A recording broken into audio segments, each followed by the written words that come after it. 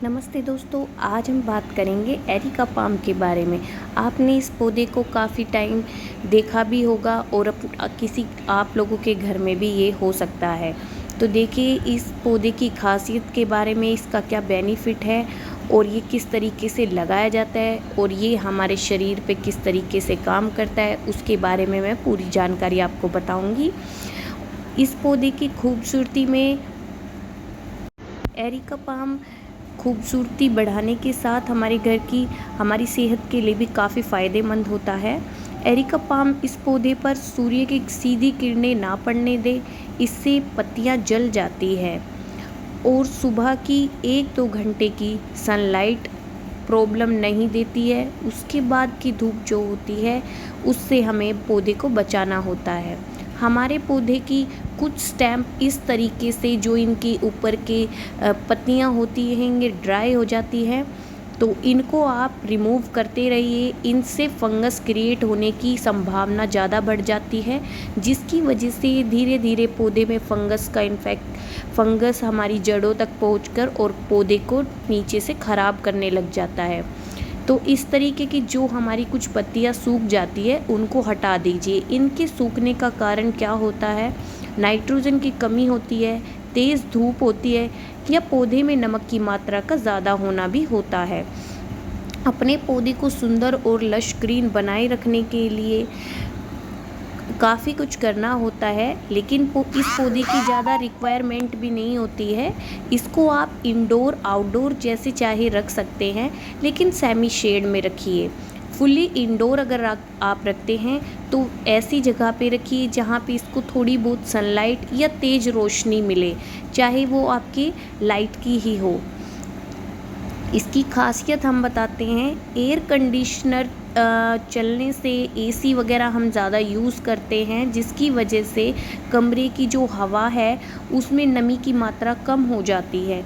यह पौधा इस कमी को दूर करता है और हवा में नमी की मात्रा को बढ़ाता है और ये काफ़ी हार्डी प्लांट होता है, तो इसको आप आराम से लगा सकते हैं। इसको फर्टिलाइज़र की भी साल में 2 बार या 3 बार आप फर्टिलाइज़र ही दें, ज़्यादा इसको देना नहीं है। या तो आप बारिश के मौसम के बाद एक बार दे दीजिए और एक बार सर्दियाँ ख़त्म होने पे, तब गर्मियाँ स्टार्ट होती है तब आप इसको कोई फर्टिलाइज़र दे दीजिए। तब आप इस पौधे को रिपोर्ट कर रहे हैं तब आप एक बार मिट्टी में अच्छे से डाल दीजिए। वर्मी कंपोस्ट, गोबर की खाद, इस तरीके के और सोइल को मिक्स करके आप इसकी मिट्टी तैयार कर सकते हैं। इस पौधे को ज़्यादा पानी की भी ज़रूरत नहीं पड़ती है, आप हफ्ते में एक बार पानी दे सकते हैं। अगर आपको लगता है पौधे की मिट्टी ड्राई हो गई है तभी पानी दीजिए, नमी है तो पौधे अच्छे से चल सकते हैं। पौधे को ज़्यादा ज़रूरत नहीं है पानी की। तो बात करते हैं इसके फर्टिलाइज़र के बारे में। इस पौधे को लगाने के बाद खुद नया नया पौधा भी तैयार हो जाता है दोस्तों। इसके लिए 2 से 3 साल पुराना पौधा आप ले, उसकी पत्तियों की कम से कम 8 से 10 स्टैम्प होनी चाहिए पत्तियों में।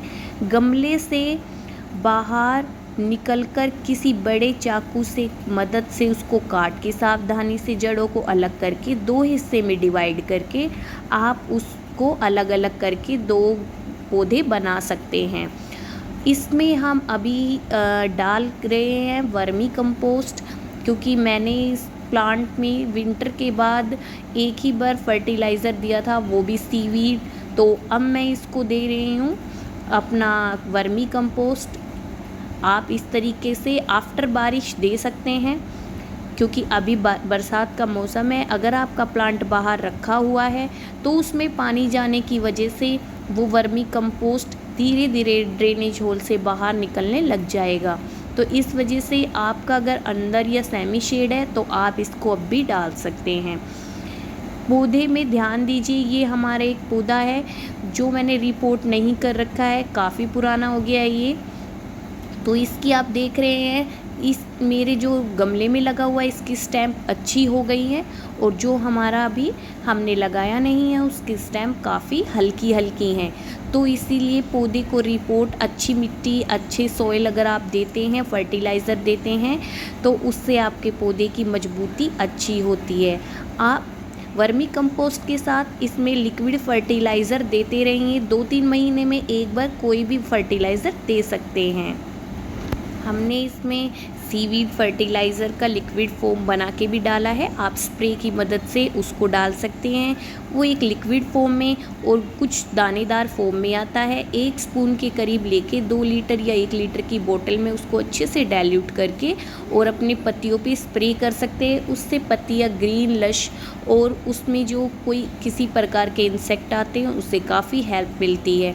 या फिर आप कोई भी लिक्विड फर्टिलाइज़र इसमें डाल सकते हैं 2-3 महीने में, या एप्सम सॉल्ट को पानी में घोल के इसकी जड़ों में भी दे सकते हैं।